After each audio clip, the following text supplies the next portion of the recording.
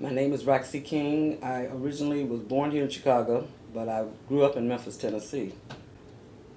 I've lived in this house here in Chicago for about 37 years. I was working up until last year at a hospital and I got laid off. With the loss of my income and taking care of my grandkids, their mother helped too, but taking care of my grandkids and everything, that's still a big responsibility. Even if you had a little bit saved, because if you're paying this mortgage that's over $1,000 and you're trying to do this, it goes away. You got a light bill, you got a gas bill. I can't get assistance from anybody.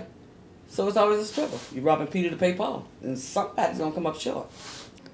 Roxie isn't alone. The latest report from Woodstock Institute found that thousands of other women in Cook County are facing the same struggles that she did.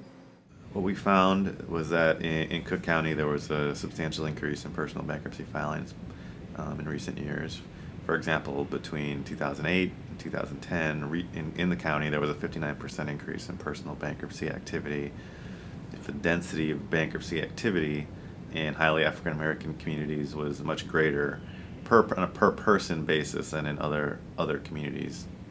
There was a high concentration of bankruptcy activity in female-headed households, particularly in female-headed households in African American communities or other types of communities of color.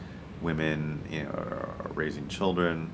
Women may have higher household costs. They may not be earning as much income as men or dual-headed households, and so the debt burden is much greater.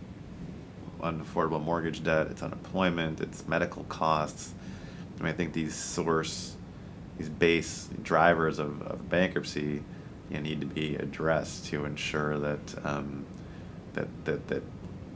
African American communities, the folks living in African American communities, are not saddled by this debt that prevents them from doing other things like building assets and building wealth. Now, Chapter 13 is devastating to me because I had worked to get my credit together for a lot of years. Now it's down the tubes.